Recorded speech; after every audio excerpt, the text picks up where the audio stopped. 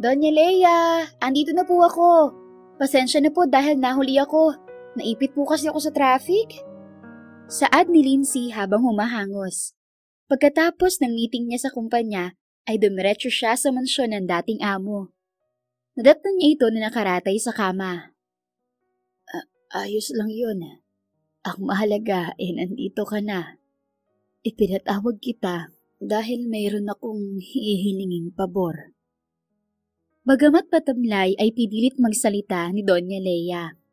Ano po yun? Malaki po ang utang na loob ko sa inyo kaya handa akong gawin ng kahit anong iutos mo. Determinadong sagot ni Lindsay. Gusto ko. Hanapin mo ang anak ko, Lindsay. 28 years ko na siyang hindi nakikita. Po? Mayroon po kayong anak?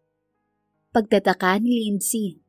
Matagal na niyang kilala ang Donya, pero ngayon niya lang nalaman ang tungkol sa anak nito.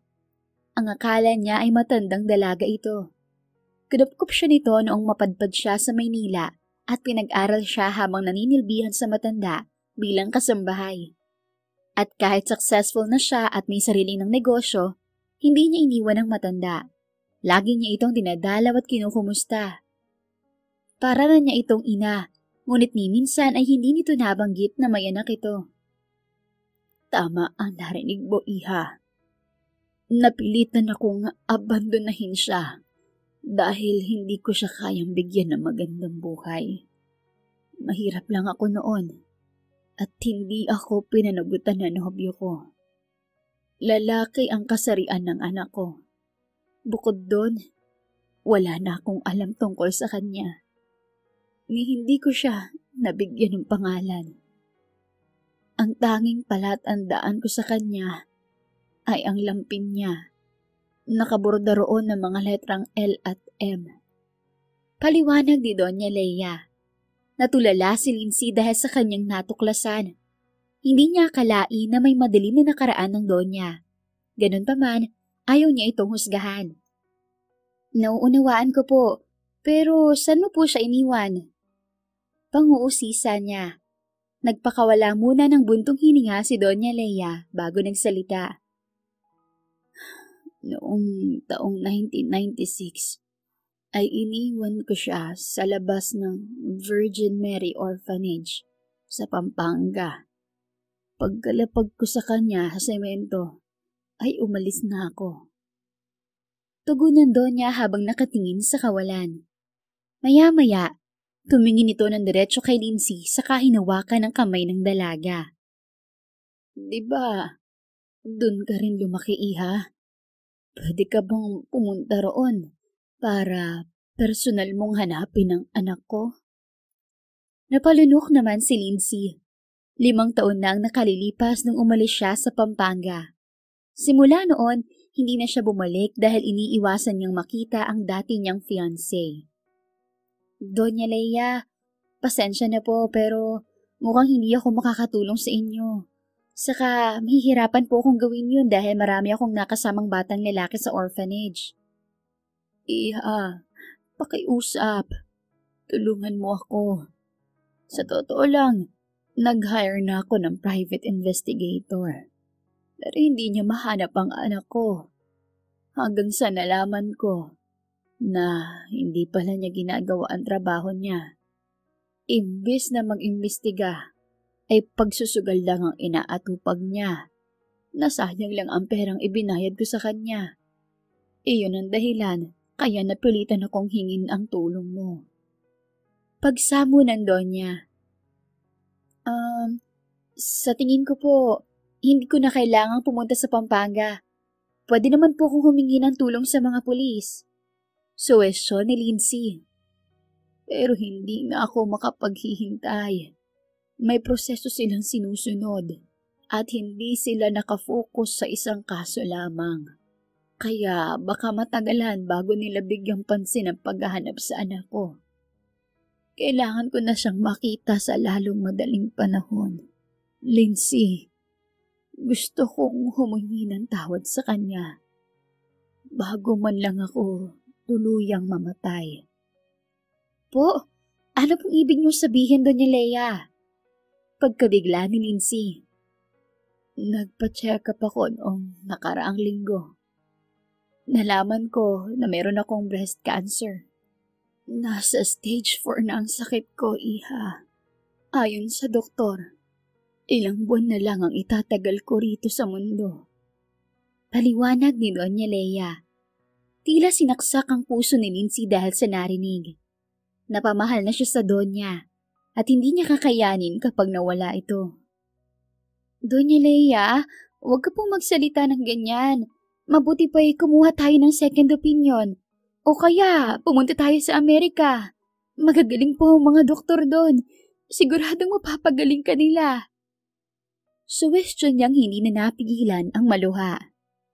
Iha, tahan na. Tanggap ko nang mamamatay na ako. Ang tanging gusto ko na lang ay mahanap ang anak ko. Kahit paano, gusto kong makabawi sa kanya. Saad ni Doña Leia sabay umubo. Nakaramdam ng awa si Lindsay para sa Donya. Hinimas niya ang likod nito. Huminga rin siya ng malalim bago nagsalita. Sige po, pangako, hahanapin ko siya para sa'yo. Gumuhit naman ang ngiti sa mga labi ni Doña Leia sa kabila ng hirap na pinagdadaanan nito sa marupok ng katawan. Maraming salamat, iha. Hindi mo alam kung gaano mo ako pinasaya. Saan nito sabay yakap sa dalaga? Wala po yun. Mabuti pa po, magpahinga ka na. Bukas po ay sisimulan ko na ang paghahanap sa anak mo. Tumango si Doña Leia bilang tugon. Sinunod nito ang payo ng dalaga. Maya-maya ipinikit na nito ang mga mata saka natulog ng mahimbing. Kinabukasan, agad na sinimulan ni Lindsay ang paghahanap sa anak ni Doña Leia. Humingi siya ng tulong sa mga kakilala sa NBI, ngunit hindi naging madali ang lahat. Sa kabila nun, hindi pa rin siya sumuko. Determinado siyang pagbigyan ng huling kahilingan ng Donya. Hanggang sa napagtanto niya na tama nga ito. Kailangan niyang pumunta ng Pampanga upang personal na maghanap sa anak nito. Mag-isa lang siyang bumiyahe dahil nakalib ang kanyang driver. Gabi na nang makarating siya sa Pampanga. Habang nagmamaneho ay patingin-tingin siya sa paligid. Nagbabaka sakali siyang makahanap ng hotel na matutuluyan. Ngunit hindi niya inaasahang mapadpad sa madilim na kalsada. Marami nang pinagbago ang lugar kaya hindi na siya pamilyar sa daang tinatahak. Sinubukan niyang gumamit ng GPS pero parang mali ang direksyong itinuturo nito. Maya-maya, biglang sumulpot ang isang matandang lalaki sa kanyang harapan. Sinubukan niya itong iwasan ngunit huli na. Tuluyan niya itong nasagasaan. Bigla siyang natulala. Nanginginig din ang mga kamay niya habang hawak ang manibela. Subalit pinilit niyang kumalma. Huminga siya ng malalim saka binuksan ang pinto ng kotse. Marahan siyang bumaba at tiningnan ang matandang nakahandusay sa kalsada. Nanlumo siya. Dali-dali niyang iginala ang tingin sa paligid. Nais niyang humingi ng tulong pero walang residenteng dumadaan sa kalsada. Muli na lang niyang binalingan ang matandang lalaki. Ngunit laking gulat niya nang bigla itong bumangon. Dumukot ito ng baril mula sa bulsa nito at tinutukan siya. Akin ang gamit mo, miss. Kung hindi, pasasabugin ko ang ulo mo. Mariing saad ng matandang lalaki na marahil ay nasa 60 na ang edad. Napalunok naman si Lindsay at binalot ng matinding takot. Napagtanto niya na modus lang pala ng matandang lalaki ang pagpapasagasa. Ang totoo ay hold-upper pala ito. Huwag mo kong sasaktan, Manong. Ibibigay ko lahat ang gusto mo. Kukunin ko lang sa loob ng kotse ang bag ko. Kabado niyang sambit habang nakataas ang magkabilang kamay. Hindi na kailangan.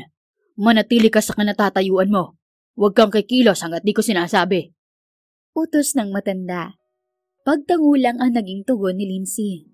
Pinanood niyang pumasok sa loob ng kotse ang matanda. Hanggang sa bigla na lang itong humarurot paalis. Hindi lang pala ito hold-upper. Carnapper din. Sandali lang, Manong! Bumalik ka rito! Huwag mong nakawin ang kotse ko! Sigaw ni Lindsay. Sinubukan pa niyang habulin ng matandang lalaki pero hindi niya ito naabutan. Masyadong mabilis ang pagmamaneho nito. Napasabunot na lang siya sa sarili sabay upo sa gitna ng kalsada. Hindi na niya alam kung paano haapin ang anak ni Doña Leia at hindi na rin niya alam kung saan siya pupunta. Maya-maya, nakarinig siya ng busina ng sasakyan. Dali-dali siyang lumingon. Tumambad sa kanyang harapan ang magarang kotse. Nakita niya rin na lumabas mula roon ang isang pamilyar na lalaki. Tiningnan niya ito ng maigi. Bumilis ang tibok ng dibdib niya nang mapagtanto na ito ang dating fiancé niya na si Ralph. 3 taon din sila na naging magkarelasyon bago nagdesisyong magpakasal pero iniwan lang niya ito sa ere. Habang nakatulala ay unti-unting nanumbalik ang alaala ng nakaraan nila ng lalaki. 5 years ago. Tuliro si Lindsay habang nakaupo sa terminal ng bus. Namumuuri ng luha sa kanyang mga mata. Maya-maya, dumating ang isang bakanteng bus. Kaagad niyang kinuha ang kanyang maleta. Tumayo siya sa naglakad papalapit sa bus. Pero natigilan siya nang maramdaman niya na may humawak sa kanyang kanang braso. Dali-dali niyang tiningnan kung sino iyon. Bumilis ang pintig ng kanyang puso nang makita ang fiancé na si Ralph. Nakasuot ito ng barong Tagalog. Mababakas sa mukha nito ang pagkabalisa. Lindsay, sa wakas nakita na kita. Kanina pa kitang hinahanap. Mabuti na lang may nakapagsabi sa akin na nandito ka. Sabi ng binata habang hinihingal. Ralph, anong ginagawa mo rito? Napakamot naman sa ulo si Ralph. Ako nga ang dapat na nagtatanong yun sa'yo eh. Bakit nandito ka, Lindsay? At bakit ganyan ang suot mo? Di ba ngayon ang araw ng kasal natin? Di ba dapat sabay tayong pupunta sa plaza para sa kasalang bayan? Nalilitong sambit ng binata. Sa puntong iyon, hindi na napigilan ni Lindsay ang pagpatak ng kanyang mga luha. Kung merong runaway bride, siya naman ang maituturing na absent bride dahil literal na umabsent siya sa araw ng kanyang kasal. Huminga muna siya ng malalim bago nagsalita. Patawarin mo ko, Ralph, pero hindi ko kayang magpakasal sa'yo. Mas mabuti kung maghiwalay na lang tayo. Malungkot na pag-amin ni Lindsay. Bakit, Lindsay? Ipaintindi mo naman sa akin kung bakit. Sabihin mo, may nagawa ba akong mali? Tanong ni Ralph sa nanginginig na boses sabay hawak sa braso niya. Isipin mo na lang na ito ang makakabuti para sa ating dalawa, Ralph. Mabuti pa. Bitawan mo na ako. Kailangan ko nang umalis. Baka maiwan ako ng bus. Sagot lang ni Lindsay habang pinipilit na kumawala sa pagkakahawak ng binata. Hindi kita bibitawan hanggat di mo ko binibigyan ng sapat na dahilan.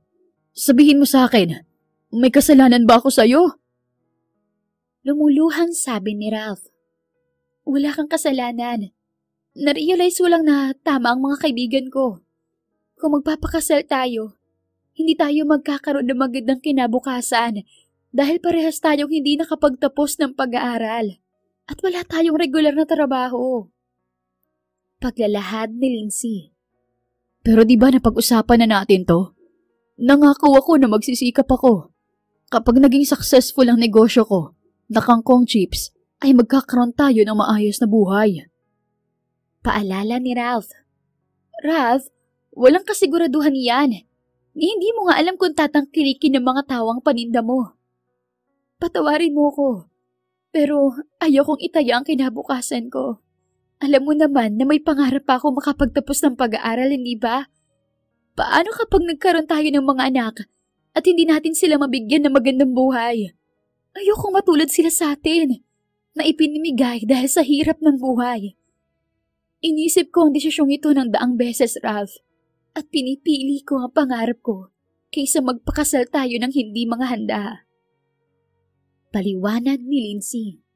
Parehas silang lumaki ng binata sa bahay ampunan at hindi nila nakilala ang kanilang mga magulang. Lahat sila ng mga itinapon sa ampunan ay nangangahulugan na hindi tanggap ng mga magulang dahil sa iba't ibang dahilan. Pakiusap, huwag mong gawin to, Lindsay. Magtiwala ka sa akin. Tutuparin kong lahat ng mga pinangako ko. Mahal na mahal kita. Huwag mo naman akong iwan. Please, umuwi na tayo. Pag makaawa ni Ralph, nagawa pa nga nitong lumuhod habang patuloy na umiiyak. Sorry Ralph, pero buo na ang desisyon ko. Paninindigan ni Lindsay. Ginamit niya ang buong lakas upang itulak si Ralph. Nagtagumpay naman siyang gawin yun dahil nabuwal lang binata sa lupa. Sinamantala niya ang pagkakataon upang tumakbo. Hanggang sa makasakay siya sa bus. Mabilis na napuno ng mga pasahero ang bus kaya agad itong umandar. Habang papaalis ay natanaw niya si Ralph mula sa bintana ng bus. Tumatakbo ito upang habulin siya. Patid niya na hinihingal ito at hirap na sa pagtakbo. Sa pakiwari nga ni Lindsay, napilay ang kabilang paa nito dahil sa kahahabol sa matuli na bus. Naawa siya sa binata. Ngunit kailangan niyang panindigan ang kanyang desisyon. Pinunasan niya ang kanyang mga luha sa kainayos ang pagkakaupo. Nagkunwari siyang hindi nakikita ang binata hanggang sa tuluyan nang nakalayo ang bus. Mula noon ay hindi na niya muli pang nakita si Ralph at hindi na rin siya nagbalik pa sa Pampanga. Niyakap na niya ang buhay sa Maynila at kinalimutan ng lahat sa nakaraan. Bumalik sa kasalukuyan ng diwa ni Lindsay nang marinig ang boses ni Ralph. Bigla siyang tinamaan ng hiya kaya tumayo siya at inayos ang sarili. Lindsay, ikaw ba yan? Andito ka pala sa Pampanga. Oo, ako nga ito. Matipid niyang tugon. Pinilit niyang ikubli ang pagkataranta. Ano nangyari sa'yo?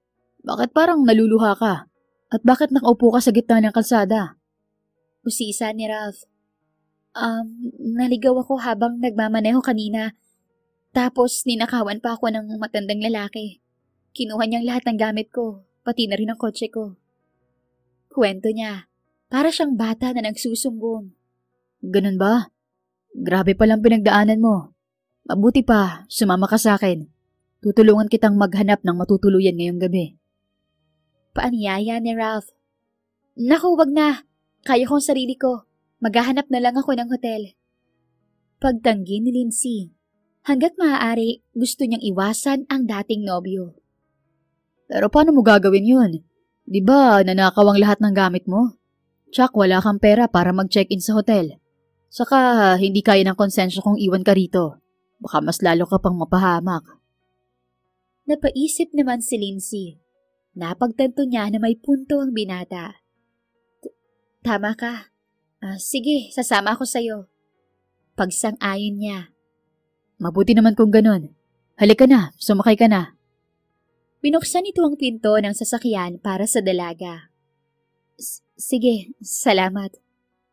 Matipid na tugon ni Lindsay sa kamarahan na sumakay sa kotse sa may passenger seat. Tumangulang si Ralph. Nang masigurado na maayos na ang pagkakaupo ng dalaga, ay isinara na nito ang kabilang pinto ng kotse.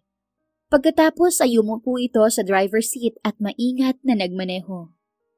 Samantala, habang nasa loob ng kotse ay hindi magawang umimik ni Lindsay. Gusto niya sanang kamustahin si Ralph, pero hindi niya alam kung paano. Hindi niya napaghandaan ang ganitong sitwasyon. Palihim na lang niyang tinitigan ang binata. Hindi niya maitatanggi na taglay pa rin ito ang gwapong muka at makisig na pangangatawan. Mas lalo nga itong gumwapo ngayon. Pinagnanasahan mo ba ako? Kanina ka pang nakatingin sa akin eh. Antipatikong tanong ni Ralph. Ha? Hindi no. Bakit naman kita pagnanasahan? Ang feeling mo ha? Depensa ni Lindsay sabay irap sa binata. Ikaw naman, masyado kang defensive. Binibiro lang kita. Tahimik mo kasi. Nakangising sabi ni Ralph. Sorry. Ang dami kasing nangyari ngayon kaya wala ko sa mood makipagbiruan. Paumanhin niya na may pilit ng ngiti. Okay lang yun. Bakit ka nga pala bumalik dito sa Pampanga? Akala ko ba gusto mo nang kalimutan ng lugar na to? Biglang naging seryoso ang tono ng pananalita ni Ralph. Kailangan ko kasing hanapin ang anak ng dati kong amo. 28 years na raw silang hindi nagkikita. Sabi niya, Iniwan niya ang anak niya sa Virgin Mary Orphanage noong taong 1996. Magbabaka sakali akong bumalik doon para magtanong sa mga madre. Kaso nga lang, na-hold up at nakarnap ako. Akalain mo nga naman, malaki pa lang ang chance na nakasama natin ang anak ng dati mong amo. Tama ka. Sana nga mahanap ko siya sa lalong madaling panahon. Miss na siya ng nanay niya. Kung sino man siya, napakaswerte niya dahil may nanay na naghahanap sa kanya at isang tao lang ang umiwan sa kanya. Hindi katulad ko, paulit-ulit akong iniwan ng mga taong minahal ko. Napalunok si Lindsay. Batid niya na nagpapasaring si Ralph tungkol sa nangyari noon sa kanila. Ralph, sorry sa nagawa ko noon. Alam kong nasaktan kita ng sobra. Paumanhin niya. Ano ka ba? Joke lang ulit yun. Masaya nga ako para sa'yo. Mukhang natupad mo na ang mga pangarap mo, Lindsay. Tama ka. Malaki ang utang na loob ko sa dati kong amo. Nung napadpad ako sa Maynila ay naging palaboy ako sa daan ilang linggo. Mabuti na lang nakilala ko si Doña Leia. Naawa siya sa akin kaya inilok niya ako ng trabaho bilang kasambahay. Nakita niya rin ang dedikasyon kong magtagumpay kaya pinaaral niya ako ng kursong Business Administration. At tinulungan niya akong magkaroon ng clothing line. Ikaw Ralph, kumusta ka na? Magkwento ka naman tungkol sa'yo. Nung umalis ka, itinuloy ko ang pagtitinda ng kangkong chips. Hanggang sa nakilala ko si Elaine. Naniwala siya sa kakayahan ko kahit hindi ako nakapagtapos ng pag-aaral. Inalok niya ako noon na maging kasosyo sa negosyo. Nagtayo kami ng stall ng mga kangkong chips sa iba't ibang lugar at mall. Hanggang sa lumago ang mga yon. Sa ngayon, may sarili na kaming factory at kangkong farm. Proud na pagkukwento ni Ralph. Namangha naman si Lindsay. Hindi niya akalain na ganito na kayaman ang dating nobyo. Masaya ako dahil nagbunga ang pagsisikap mo, Ralph. Nakaka-amazed ka. Salamat. Mabuti na nga lang, nakilala ko si Elaine. Hindi ko alam kung anong mangyayari sa akin kung wala siya. Saad ni Ralph habang kumikislap ang mga mata. Napayuko na lang si Lindsay at hindi na niya nagawang magsalita.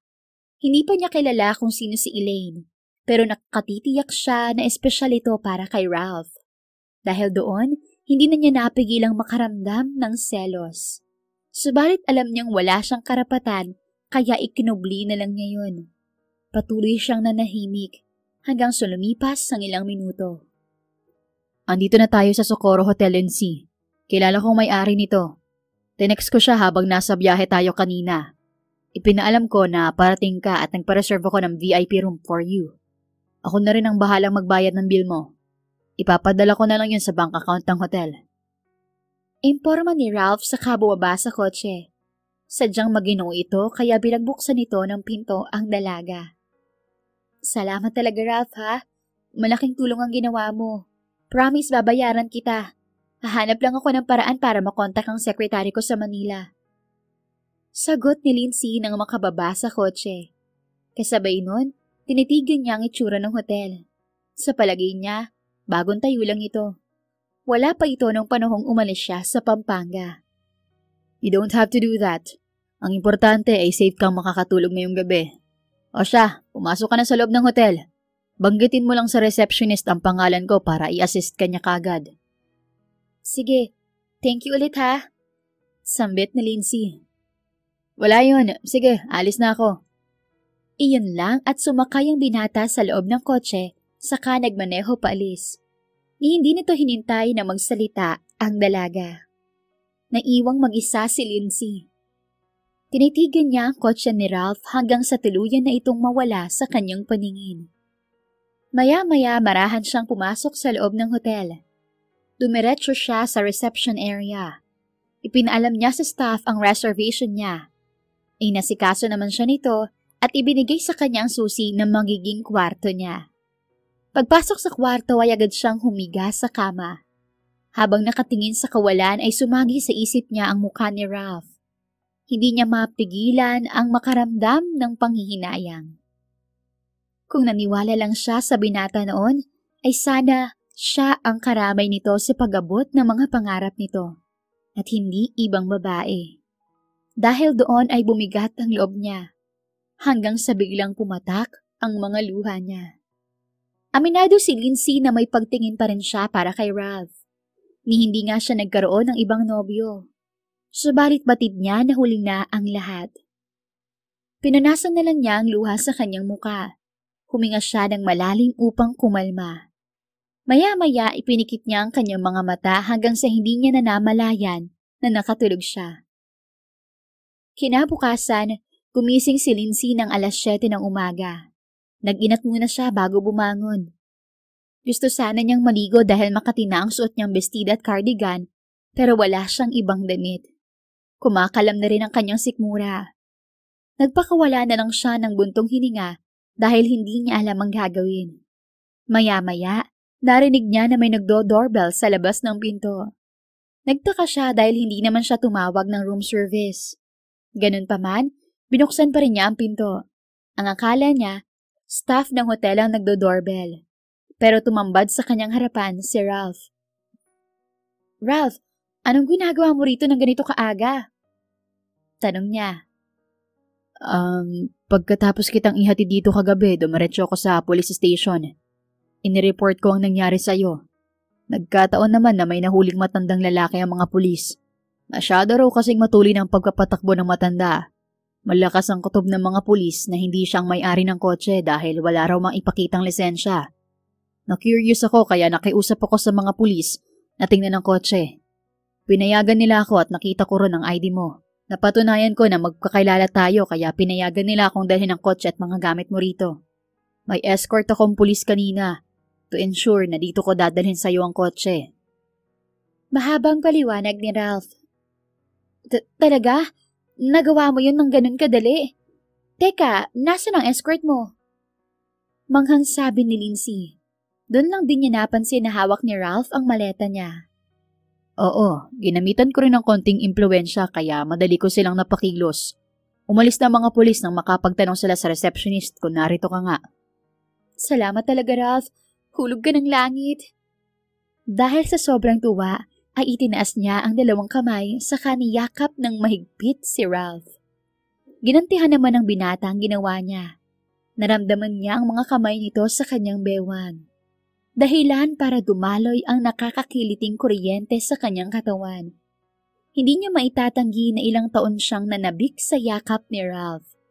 Subalit alam niya na wala na siyang karapatang maramdaman iyon, kaya inalayo niya ang sarili mula sa binata. Sorry, na-carried away lang ako.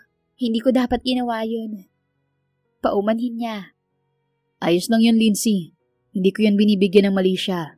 O siya, magbihis ka na. Sasamahan kita sa lakad mo ngayong araw. Di ba hahanapin mo ang anak ng dati mong amo? Hindi na kailangan. Marami ka nang naitulong sa akin.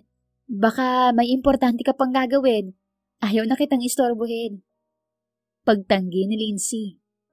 Ano ka ba? Hindi ka naman nakakaistorbo. Saka matagal kang nawala rito. Hindi ka pamilyar sa pagsikot-sikot sa daan. Paano kung maligaw ka ulit at mapahamak ka na naman? Bahagyang napaisip si Lindsay.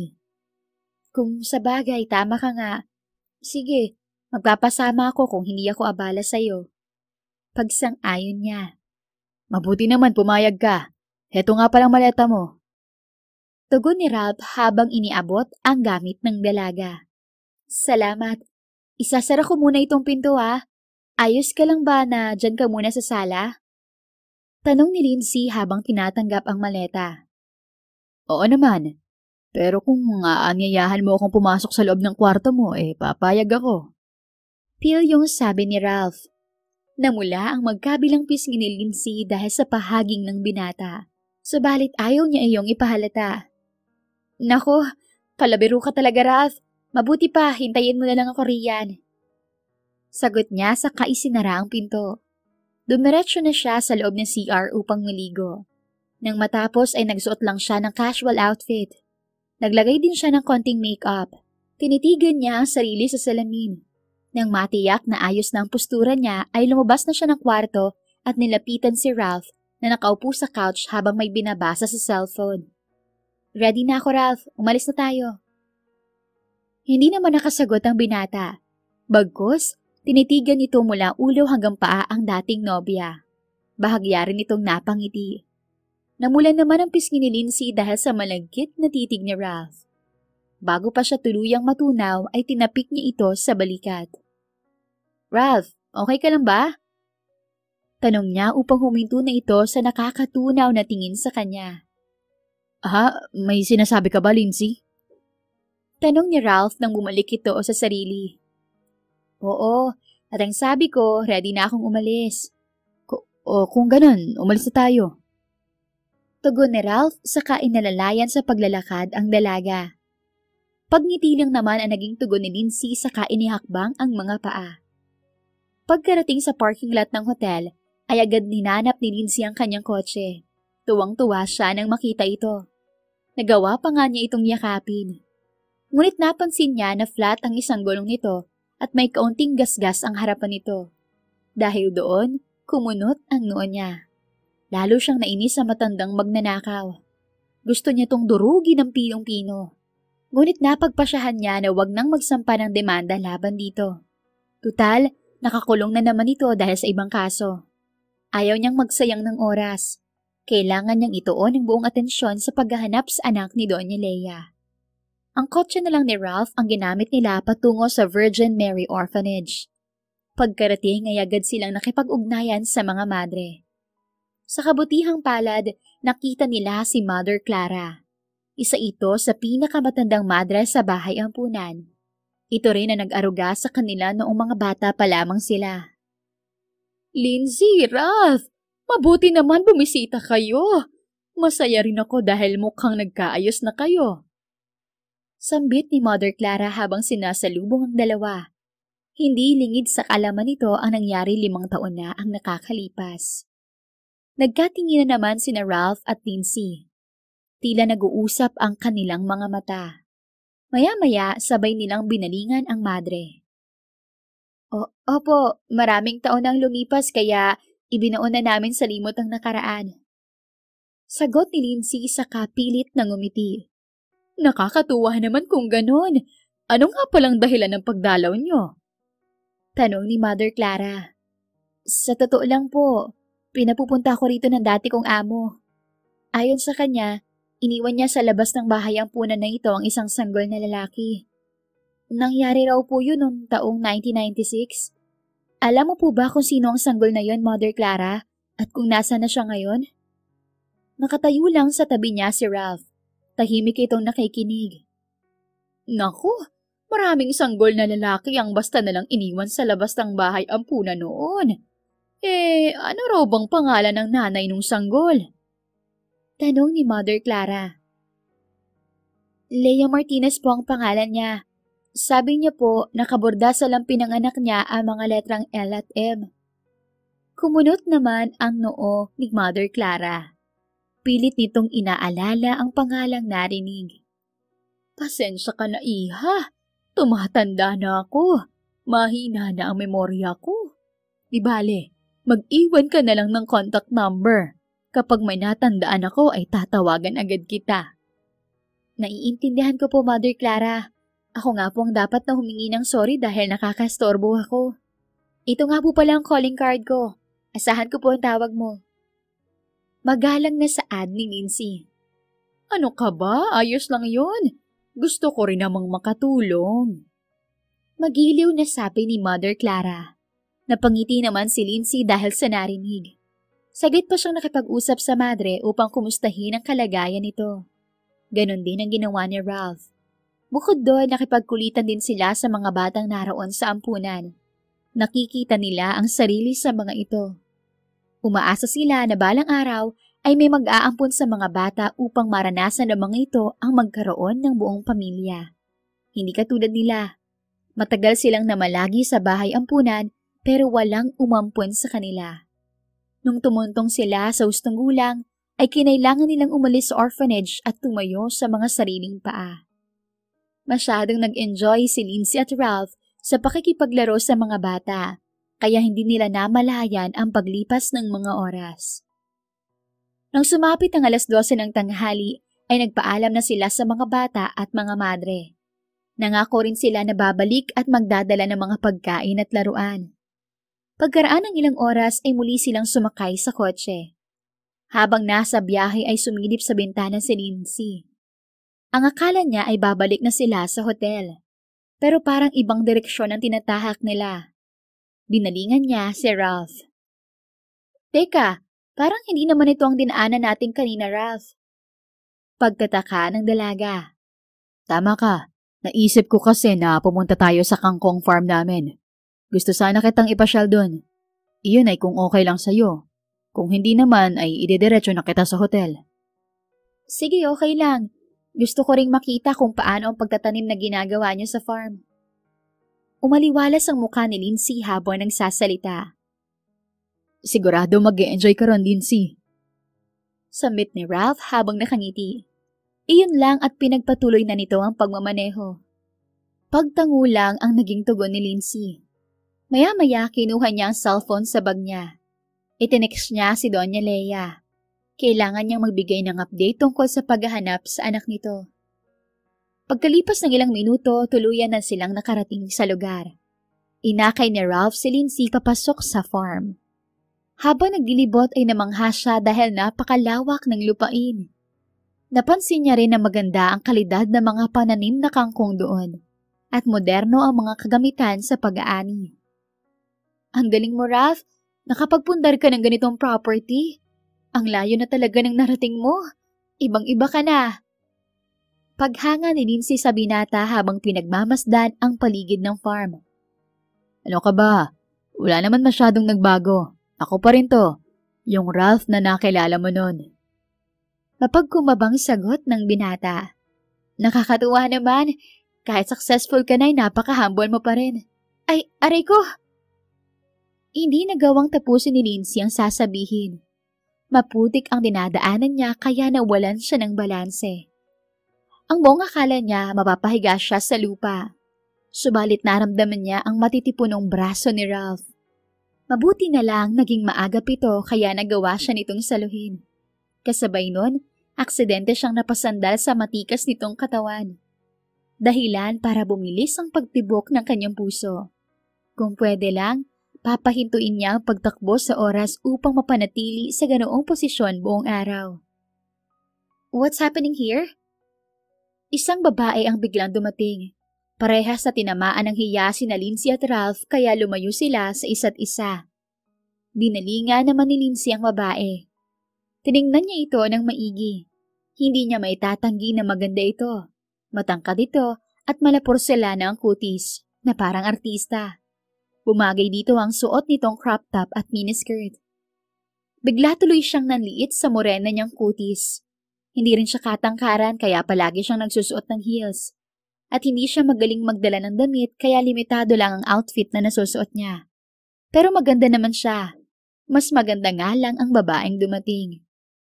Maya-maya napansin niya na nilapitan ni Ralph ang babae. Elaine, nandito ka na pala. Ito nga pala si Lindsay. Wika ni Ralph sa babae saka humalik sa pisngi nito.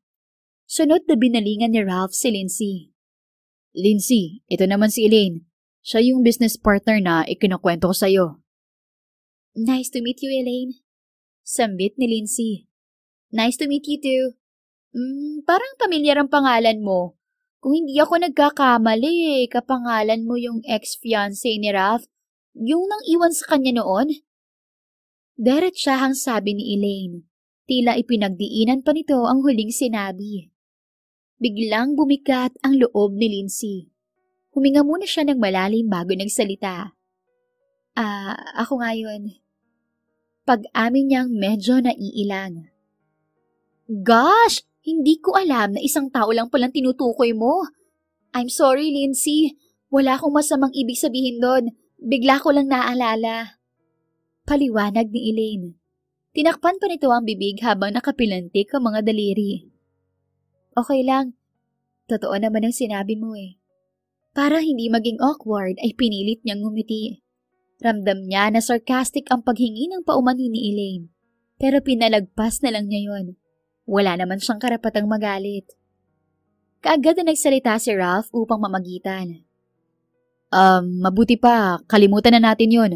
Total, matagal na panahon ang lumipas. I agree. Anyway, nagpahanda ako ng lunch sa cabin. Let's eat. Sambit ni Elaine. Sige.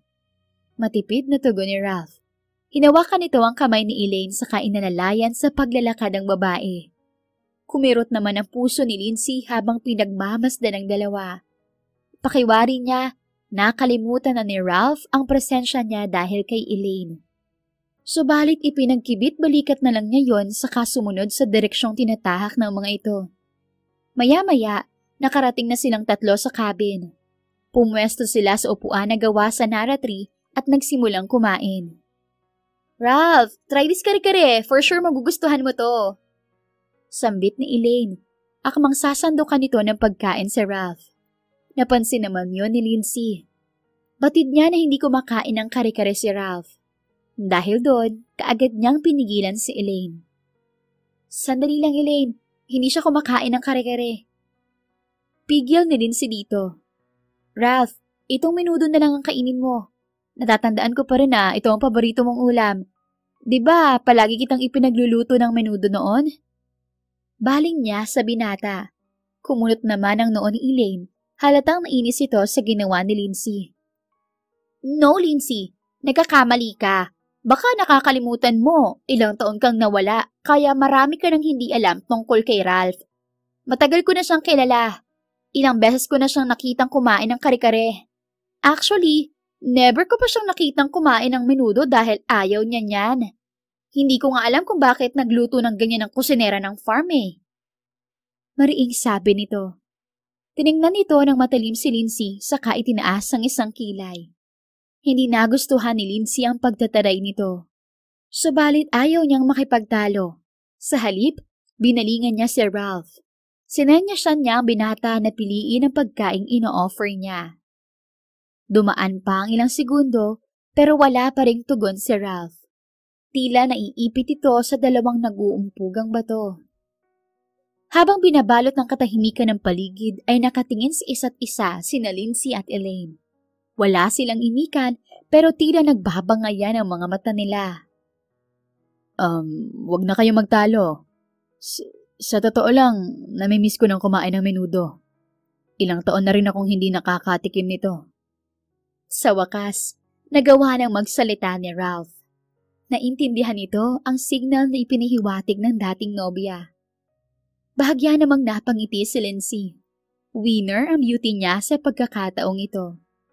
Dahil doon, ipinagsandok niya ng kanin at ulam si Ralph. Heto, kumain ka ng marami, Ralph. Sambit niya gamit ang malambing na boses. Halos umusok naman ang ilong ni Elaine dahil sa pagkapahiya. Subalit hindi na lang ito umimik. Nanatili na lang ito sa pagkakaupo at tahimik na kumain. Nang matapos naman ang halian ay muling niyaya ni Lindsay si Ralph na maglibot-libot. Kaagad naman siyang pinagbigyan ng binata. Sumakay sila sa electric cart upang masuyod ang farm. Sumama rin sa kanila si Elaine. Pero obvious naman na hindi pa mamasyal ang pakay nito, kundi nais nitong bantayan si Ralph. Mabuti na lang, nag-enjoy pa rin si Lindsay dahil nakilala niya ang mga tauhan sa farm. Isa sa mga nakausap niya ay si Mang Tonyo. Ito ang nagmamaneho ng electric cart.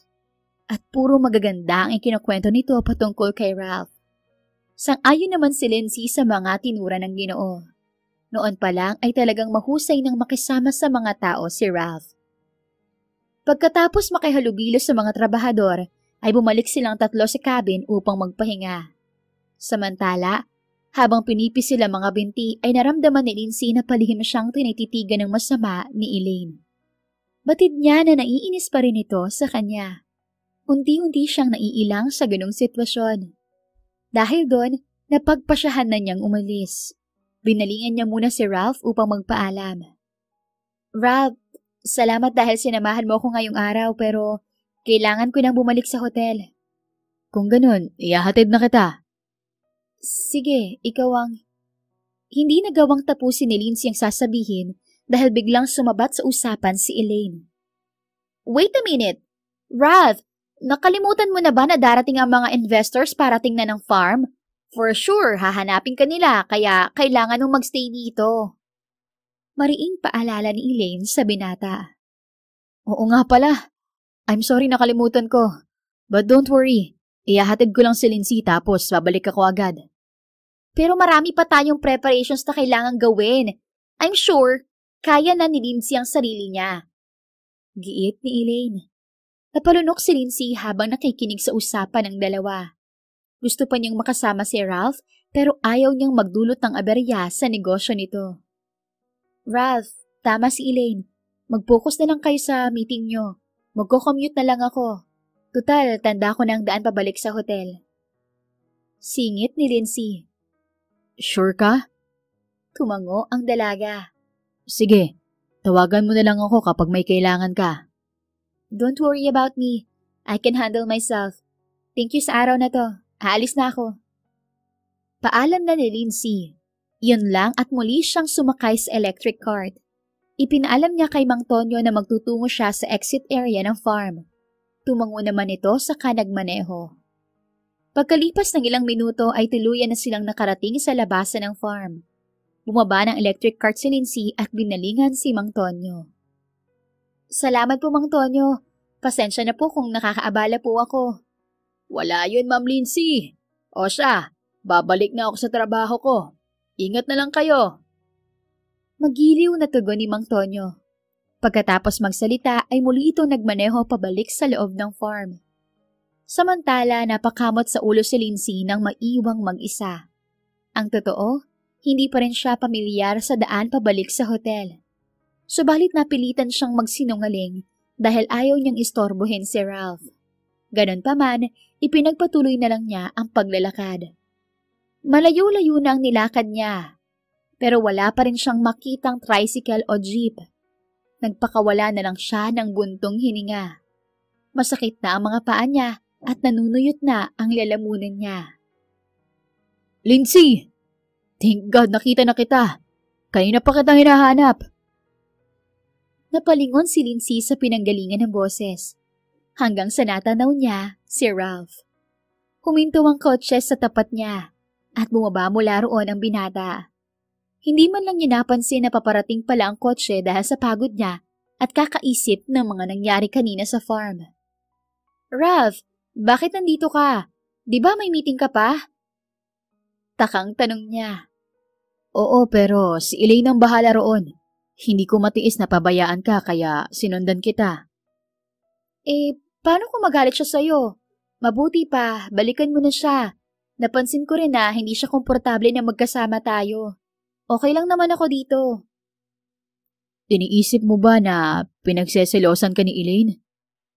Pero imposible yon dahil wala kaming relasyon. Wika ni Ralph. Biglang umaliwalas ang mukha ni Lindsay. Ewan niya, pero natuwa siya sa kanyang nalaman.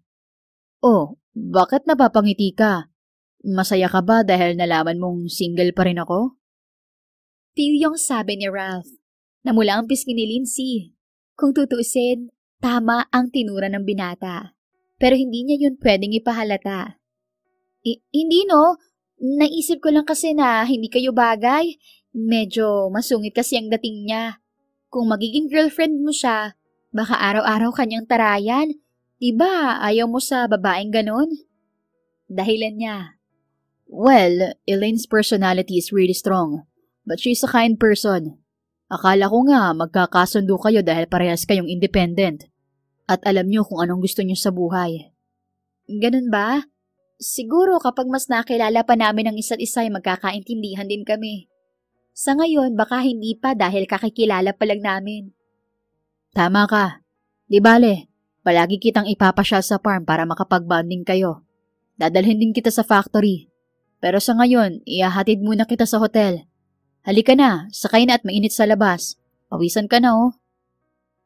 Ngumiti naman si Lindsay bilang pagsang-ayon. Sumakay na siya sa kotse ni Ralph at bumiyahe sila pabalik sa hotel. Masasabi ni Lindsay na napakasaya niya dahil pinakikitunguhan siya ng maayos ni Ralph. Tila walang bitterness sa puso nito. Tinutulungan din siya ng binata upang mapadali ang paghahanap sa anak ni Doña Leia. Mula din nang magkita sila ay madalas ni silang magkasama. Pinapasyal siya ni Ralph sa iba't ibang lugar sa Pampanga. Hindi din nila maiwasang bumalik sa mga lugar na pinupuntahan nila noong magkarelasyon pa sila. Hindi naman sila nagkakailangan. Kung tutuusin, masaya silang balikan ang alaala ng nakaraan.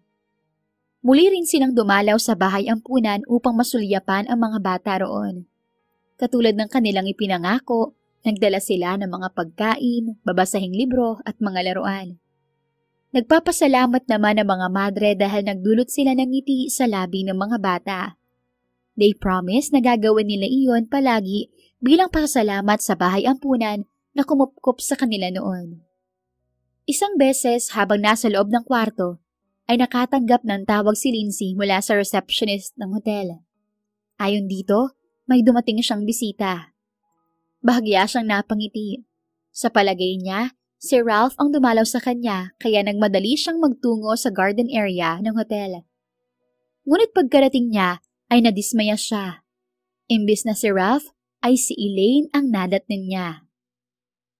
Elaine, paano mo nalaman na dito ako naka-check-in? Pagtataka niya nang makalapit dito.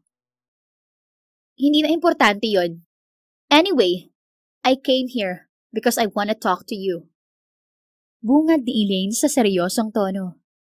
Actually, gusto rin kitang makausap. Sorry sa nangyari sa farm. Nagigilty ako dahil nabigyan kita ng bad impression.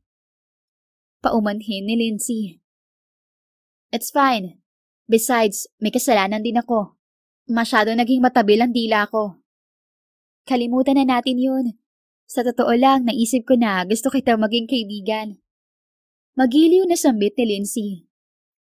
Napailing naman si Elaine dahil sa narinig.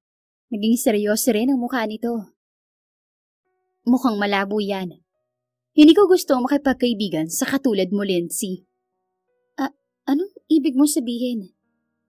Pagtataka ni Lindsay. Nawala ang ngiti sa mga labi niya at bakas na bakas sa kausap ang pagkadisgusto sa kanya kahit pa ginagawa niyang komportable sila sa isa't isa. Kung si Ralph nauuto mo, Lindsay, pues ako hindi. Alam ko na palagi kang bumubuntot kay Ralph dahil gusto mong makipagbalikan sa kanya. Palibhasa, mayaman na siya ngayon. Pero nung mga panahon na naghihirap siya, ay iniwan mo siya. Bakit ka pa kasi bumalik kung kailang okay na siya? Inis na pahayag ni Elaine habang nakataas ang isang kilay. Huwag mo naman sana akong husgahan dahil hindi mo ko lubusang kilala, Elaine. May dahilan kung bakit ko nagawa yun. Saka walang namamagitan sa amin ni Ralph. Madalas lang ako makisakay sa kotse niya dahil nasa talyer pa ang kotse ko. Pwede naman siyang tumanggi kung ayaw niya akong samahan at hindi ko rin siya pinipilit na lagi akong samahan. Siya ang kusang nagbibigay ng tulong. Depensa ni Lindsay. Nainsulto siya sa mga tinura ni Elaine, pero pinagpasensyahan na lang niya ito. Oh, come on, Lindsay. Nakikiride ka lang ba talaga sa kotse ni Ralph? O baka naman gusto mo rin siyang sakyan? Pamibintang nito na may nanguuyam ng ngisi. Nagsalubong naman ang mga kilay ni Lindsay. Sa puntong iyon ay tuluyan na siyang napikon. Excuse me? Alam mo, Elaine, mukha kang edukado eh. Pero ang bastos mong magsalita. At bakit mo ba binabakuran si Ralph? Sa pagkakaalam ko, hindi ka naman niya girlfriend. Tama ka, pero mahalaga para sa akin si Ralph. At alam ko na ganun din ako sa kanya. Kapag sinabi ko na layuan ka niya, ay siguradong susundin niya ako. Mas pipiliin niya ako kaysa sayo. Giit ni Elaine habang nakapamewang. Napakamot na lang sa ulo si Lindsay habang nagtataray ang babaeng kaharap. Ayokong sayangin ang oras ko sa'yo, Elaine. Isipin mo na lang kung anong gusto mong isipin. Maiwan na kita dahil marami pa akong gagawin. Sabi ni Lindsay saka tumalikod. Hindi na niya hinintay na makapagsalita ulit si Elaine. Nang makabalik siya sa kanyang kwarto ay pinagdiskitahan ni Lindsay ang mga unan sa kama. Ang mga iyon ang pinagbuntunan niya ng inis. Hindi niya mawari kung bakit napakalakas ng loob ni Elaine na pagsalitaan siya ng ganon. Napapaisip tuloy siya kung ano ang totoong relasyon nito kay Ralph. Sa kabila nun, ipinagpatuloy pa rin ni Lindsay ang pakikipag-ugnayan kay Ralph. Wala naman siyang masamang intensyon, kaya hindi niya ito kailangang iwasan. Ang binata naman talaga ang madalas na lumapit sa kanya, na minsan ay pinagdududahan na rin niya kung bakit ito yun ginagawa. Hindi naman siya nag-aatubaling paunlakan ito dahil ito lang naman talaga ang kakilala niya sa Pampanga bukod sa mga madre sa ampunan. Minsan na rin siyang nakadalaw sa bahay ni Ralph at nag-food trip sila roon. Ganoon lang naman kasimple ang bonding nila lagi. Isang gabi, inanyayahan siya ni Ralph na kumain sa La Veranda. Isa ito sa pinakasikat na restaurant sa Pampanga. Pinaunlakan naman niya ito. Pagkarating ay napag-alaman niya na ipinareserve ni Ralph ang buong restaurant para sa kanilang dalawa. Kinilig naman siya sa ginawa ng binata. Dahil doon, mas naging espesyal ang dinner date nila. Date? Hindi niya alam. Pero inassume nga niya na date iyon kahit na wala namang sinasabi ang binata. Aminado naman siyang bumabalik ang kilig niya dahil sa mga ginagawa ni Ralph sa kanya. Nag-improve na ang disenyo ng restaurant at lalo pang sumarap ang mga pagkaing siniserve nila. Sambit ni Lindsay sabay subo ng carbonara. Tumango naman si Ralph bilang pagsang-ayon. Natatandaan mo pa? Palagi tayong nag-iipon ng pera noon para lang makakain dito kahit na mahal. Sang-ayon at paalala ni Ralph na nakangiti. Natawa naman ang dalaga. Oo naman, pero ang pinaka hindi ko makakalimutan ay yung naiwan mong wallet mo. Tapos, kulang yung dala kong pera. Di ba wala tayong pambayad kaya nagugas tayo ng napakaraming plato at kaldero? Grabe! Minsan pag naaalala ko yon, natatawa na lang ako mag-isa. Maging si Ralph ay humagikhik sa pinaalala niya. Maya-maya, tumingin ito sa kawalan. Tila inaalala nito ang mga naganap sa nakaraan. Hanggang sa naging seryoso ang mukha nito. Oo nga, isipin mo. Kahit simple lang ang buhay noon ay nagawa pa rin nating maging masaya. Pero biglang nagbago ang lahat. Minsan, iniisip ko, what if hindi ka umalis noon? Seryosong sabi nito habang malagkit ang titig sa dalaga. Napabuntong hininga naman si Lindsay. Maging siya ay napaisip din. What if naniwala ako na magiging successful ang kangkong business mo? Sang-ayon ni Lindsay na hindi rin bumibitiw sa tingin sa mga mata ng binata. Baka sa boses niya ang panghihinayang. What if magkasama nating tinupad ang mga pangarap natin? Sambit naman ni Ralph. Hinawakan nito ang mga kamay ng dating nobya. Samantala, hindi nagawang magpumiglas ni Lindsay. Tila matutunaw na siya sa mapang-akit na titig ni Ralph. Subalit ayaw niya itong iwasan. Bagkus, sinamantala niya ang pagkakataon upang malayang pagmasdan ang maamong mukha nito. Wala silang imik pero naiintindihan nila ang nais ipahiwating ng isa't isa. Pagkalipas ng ilang minuto, ay parehas nilang ibinuka ang kanilang mga bibig. At buong tapang silang nagsalita. What if mahal pa natin ang isa't isa? What if tayo pa rin? What if tayong dalawa na lang ulit? Magkasabay nilang sambit. Bumilis ang pintig ng puso ni Lindsay. Hindi siya makapaniwala na parehas pa rin silang may pagtingin para sa isa't isa. Maya-maya, naramdaman niya na inilalapit ng binata ang mga labi nito sa kanya. Batid niya ang binabalak nito, kaya ipinikit niya ang mga mata. Hanggang sa naramdaman niya ang init ng mga labi nito. Hindi siya nag-atubiling gantihan ang mapusok nitong halik. Tila nanabik siya sa labi ni Ralph. Pamilyar na pamilyar pa rin ang halik nito sa kanyang pakiramdam. Maya-maya nakarinig si Lindsay ng cellphone na nagre-ring. Sa kabila nun, patuloy pa rin niyang hinagkan si Ralph. Hindi siya papayag na may makaistorbo sa kanilang dalawa. Subalit bigla na lang niyang hindi naramdaman ang mga labi nito. Nagtaka siya kaya iminulot niya ang mga mata.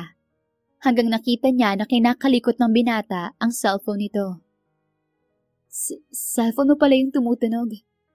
Wika niya. Baka sa boses niya ang pagkadismaya. Oo, sorry. Tumatawag si Elaine. Sasagutin ko lang ha. Sige. Tugon ni Lindsay. Pinilit niyang ngumiti pero deep inside ay naiinis siya. Kahit kailan talaga, panira ng moment si Elaine. Hello, Elaine. Ano ka ba? Hindi ko nakakalimutan ang date natin. May dinaanan lang ako kaya malilate ako. Mabuti pa, pumunta ka na sa bahay ko. Pauwi na rin ako. Doon na lang tayo magkita. Sabi ni Ralph sa kausap sa cellphone. Napailing naman si Lindsay. Kung kanina, walang pagsidlan ang kaligayahan niya. Ngayon naman, kinakain siya ng matinding selos. Hindi niya maiwasang mag-overthink. Napapaisip siya kung bakit magkikita si Ralph at Elaine ng 10 oras ng gabi. At bakit sa bahay pa ng binata? Subalit kinimkim na lang niya ang nararamdaman. Naghintay siya hanggang sa ibaba ni Ralph ang cellphone. Lindsay, mauna na ako. Magkikita pa nga pala kami ni Elaine. Sorry ha. Paalam ni Ralph saka tumayo mula sa kinauupuan. Ha? Pero hindi pa tayo tapos mag-usap at kumain. Next time na lang tayo mag-usap ulit. For sure, magtatampo si Elaine kapag hindi ko siya pinuntahan ngayong gabi. Sambit ni Ralph sabay talikod. Nataranta naman si Lindsay. Dali-dali siyang humarap sa nilalakaran ni Ralph. Sandali lang, Ralph. Paano yung bill natin? Hindi pa tayo nakakapagbayad. Ayoko maghugas ulit ng mga plato. Tanong ni Lindsay sa pabirong tono. Pero ang totoo ay naiinis siya sa loob niya. May pera naman talaga siya. Pero iyon ang naisip niyang dahilan upang pigilan ng binata. Oo nga pala, sorry na wala sa isip ko. Hetong credit card ko, gawitin mo muna to. Papapuntahin ko din dito ang driver ko. Siya na ang bahalang maghatid sa'yo sa hotel. Aalis na ako, Lindsay. Hindi ko pwedeng paghintayin ng matagal si Elaine. Kinuha nito ang credit card mula sa wallet, saka inilapag sa dining table. Pagkatapos noon, tuluyan na itong naglakad palabas ng restaurant. Sa puntong iyon, wala nang nagawa si Lindsay upang pigilan si Ralph. Napaupo na lang siya habang tahimik na umiiyak. Naiiyak siya sa labis na pagkadismaya at selos. Pagkaraan ng 1 oras ay dumating na ang driver ng binata at hinatid siya nito papunta sa hotel. Kinabukasan, tanghali namang gumising si Lindsay. Plano niyang magtungo sa munisipyo upang magtanong tungkol sa mga sanggol na inamando na noong taong 1996. Gawa na ang kotse niya kaya makakalakad na siyang mag-isa na wala si Ralph. Subalit ipinagpaliban niya ang pag-alis dahil mabigat ang loob niya. Labis na kasing dinamdam ang naganap sa restaurant. Nalilito na rin siya kung ano ba talaga ang nararamdaman ni Ralph para sa kanya. May mga pagkakataon na ipinaparamdam nitong espesyal siya. Minsan naman, binabaliwala siya nito. Tila sasabog na ang utak niya sa kaiisip. Dahil doon napagpasyahan niyang tawagan at i-text si Ralph. Ngunit hindi ito sumasagot. Patuloy niya itong kinontak hanggang sa dumaan ang ilang araw. Subalit wala rin siyang natanggap na tugon mula sa binata. Isang gabi nagtungo si Lindsay sa bar ng hotel. Hindi siya sanay uminom pero umorder siya ng alak. Gusto niya kasing makalimutan ang pighating nararamdaman. Inakala niyang maaari pa silang magkabalikan ni Ralph. Pero mali pala siya. Ipinagpatuloy niya ang pag-inom hanggang sa nakaubos siya ng ilang shot ng tequila. Maya-maya tinawag niya ang isang waitress. Agad naman itong lumapit sa kanya. Is there anything you need, ma'am? Magalang na tanong ng waitress. Bigyan mo pa ako ng isang shot ng tequila. Saad ni Lindsay. Ma'am, sorry po pero hindi ko mapagbibigyan ng request mo. Mukhang lasing ka na po. Ihahatid na lang kita sa room mo. Pagmamagandang loob ng waitress. Napailing naman si Lindsay. Di balin na lang. Kung ayaw mo akong bigyan ng alak, ay pupunta na lang ako sa ibang bar. Pasusot niyang sagot dito. Kahit pasuray-suray ay pinilit niyang tumayo. Tinangka siyang awati ng waitress pero hindi niya ito pinakinggan. Hanggang sa nakarating siya sa parking lot ng hotel. Nang nahanap niya ang kanyang kotse ay sumakay siya rito. Kahit nakainom ay malinaw pa ang kanyang paningin. Dahil doon, hindi siya nag-alangang magmaneho at sinuyod ang kalsada. Ang tanging balak niya ay maghanap ng bar na mapag-iinuman. Subalit nagulat siya nang matagpuan ang sarili sa labas ng bahay ni Ralph. Hindi niya mawari kung dala ba yun ng kalangsingan o sadyang nasasabik na siyang makita ang binata. Sandali siyang natulala hanggang sa napagtanto niya na nais niya itong kausapin. Tutal, Narito na siya, kaya lalakasan niya ang loob. Huminga siya ng malalim saka lumabas ng kotse. Nang makalapit sa gate, ay agad siyang nag-doorbell. Pagkalipas ng ilang minuto ay bumukas ito at tumambad sa kanyang harapan si Ralph. Lindsay, anong ginagawa mo rito? Pagkabigla ng binata. Nagpunta ako rito dahil nag-aalala ako sa iyo. Ilang araw na kitang hindi nakakausap. Iniiwasan mo ba ako, Ralph? May sakit ka ba? May problema? Ano? Sabihin mo. Sagot ni Lindsay na tila naghihinanakit. Okay lang ako, Lindsay. Teka, amoy alak ka. Don't tell me nagmaneho ka ng lasing. Hindi ako lasing. Nakainom lang. Siya nga pala, kung wala kang sakit, bakit hindi ka na nagpaparamdam sa akin? Di ba, marami pa tayong dapat pag-usapan? What do you mean? Anong pag-uusapan natin? Pagtataka ni Ralph.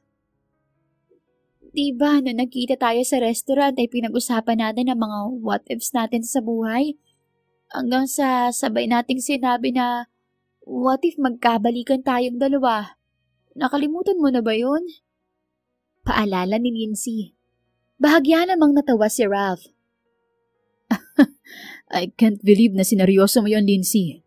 I was just fooling around. Ngayon, alam mo na ba kung gaano kasakit maiwan sa ere? Nakangising pag-amin nito. Tila sinaksak naman ang puso ni Lindsay dahil sa natuklasan. Pakiramdam niya ay ibang tao ang kaharap niya. Ginagantihan mo lang pala ako, Ralph? Sambit niya sa nanginginig na boses. Hindi siya makapaniwala na pinasakay lamang siya nito. Tamang pagkakaintindi mo. Kung tutuusin, wala pa yon kumpara sa ginawa mo sa akin noon. Pero kahit paano, quits na tayo. Bakit ganyan ka, Ralph? Parang hindi ka man lang nag-guilty sa ginawa mo. Napakagaling mong magpanggap. Sana sinumbatan mo na lang ako kaysa pinagmukhang tanga. Sambit ni Lindsay habang namumuo ang luha sa mga mata. Biglang nawala ang tama ng alak sa kanya. Lindsay, stop playing the victim card. Hindi lang ikaw ang nasaktan dito. Kung ibalik ko sa iyo ang tanong, tell me, nakonsensya ka ba nung hindi mo ko sinipot sa kasal natin? Kung alam mo lang, paulit-ulit kong tinanong ang sarili ko kung bakit hindi naging sapat ang pagmamahal ko para manatili ka sa tabi ko noon. Mababa ba ang tingin mo sa akin kaya hindi ka naniwala na magtatagumpay ako? May hinanakit na sumbat nito. Alam ko ang pagkakamali ko, Ralph. Pinagsisisihan ko na yun, alam mo yan. At ang akala ko ba, napatawad mo na ako. Akala ko rin. Pero hindi pala ganun kadali yun. Hanggang ngayon, sariwa pa rin ang sakit dito sa puso ko. Nagpakawala ng buntong hininga si Lindsay bago nagsalita. I understand. Sorry dahil iniwan kita noon. At mas pinili kong tuparin ang mga pangarap ko. Di bale, hindi na ako magpapakita pa sa'yo kahit kailan. Sana makatulong yon para mawala yung sakit na naidulot ko sa'yo noon. Nakaganti ka na sa akin. At huwag kang mag-alala dahil wala akong bahid ng galit sa ginawa mo. Salamat dahil ipinaalam mo pa rin sa akin ang totoo mong intensyon. Bye, Ralph. Matapos magsalita ay tumalikod na siya para sumakay sa kanyang kotse. Sandali, Lindsay. Galit ako sa'yo, oo. Pero hindi ko hahayaang magmaneho ka ng lasing. Mabuti pa, sa guest room ka nalang matulog. Pagmamagandang loob nito. Hindi na kailangan. Kagaya ng sinabi ko kanina, nakainom lang ako, pero kaya ko ang sarili ko. Pagtanggi ni Lindsay, iyon lang at tuluyan na siyang sumakay sa kanyang kotse. Habang nagmamaneho ay sunod-sunod ang pagpatak ng mga luha ni Lindsay. Nadidismaya siya sa mga nangyayari. Pero wala siyang ibang dapat sisihin kundi ang sarili. Ito ang bawi ng nagawa niyang kasalanan noon.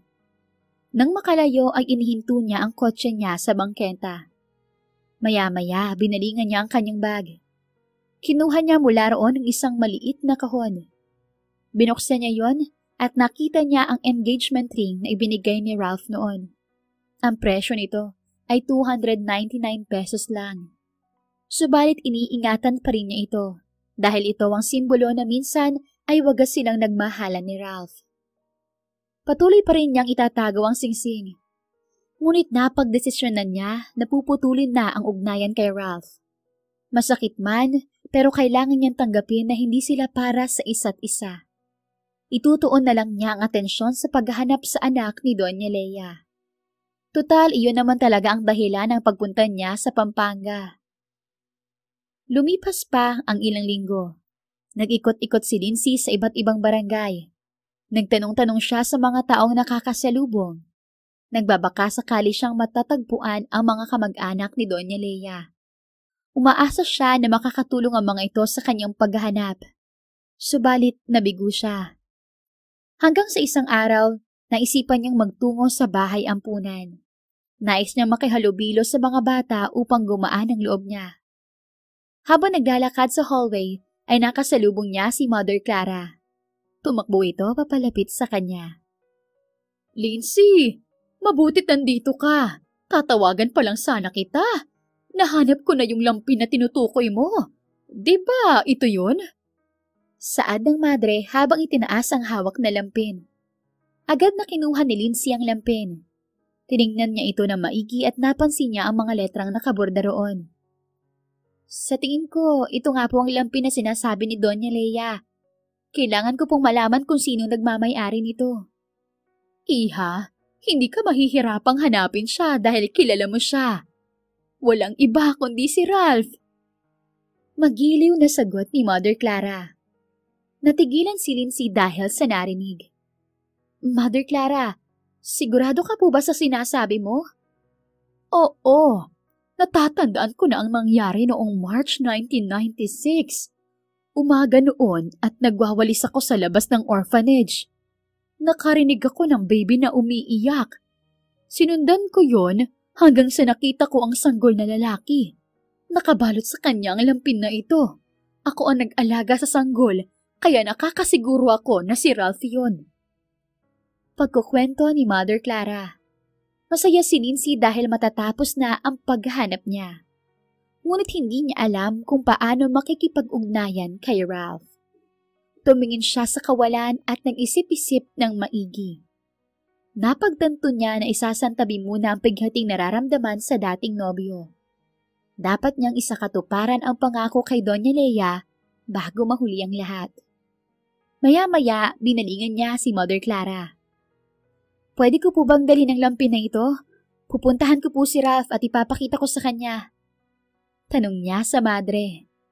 "Oo naman, masaya ako dahil makikita na niya ang nanay niya." Ngumiti naman si Lindsay bilang tugon. Nagpaalam na rin siya sa madre saka nagmadaling umalis. Sinubukan niyang magtungo sa bahay ni Ralph, pero ayon sa kasambahay niya ay wala roon ang binata. Hindi pa rin siya sumuko. Hanggang sa napagpasyahan niyang magtungo sa farm. Mabuti na lang, pinapasok siya ni Mang Tonyo. Itinuro siya nito sa cabin. Natagpuan niya roon si Ralph.